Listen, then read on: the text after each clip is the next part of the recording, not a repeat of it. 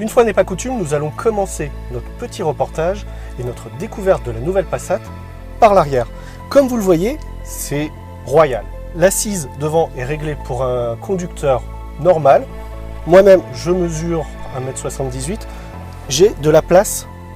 On pourrait se croire dans une limousine ou un taxi, ce que la Passat sera plus certainement. Mais allons découvrir d'autres petites nouveautés dans cette Passat.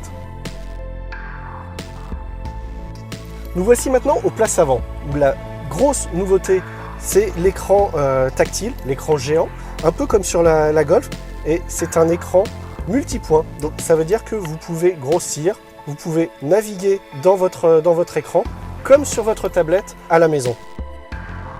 Nous sommes ici dans le break, où vous pouvez découvrir un affichage 100% digital, comme dans l'Audi TT. C'est d'ailleurs la même technologie qui est reprise, habillé façon Volkswagen. Ce sera en option sur la Passat et vous pourrez aussi avoir en option un affichage tête haute façon Peugeot 3008 via une lame qui se lèvera.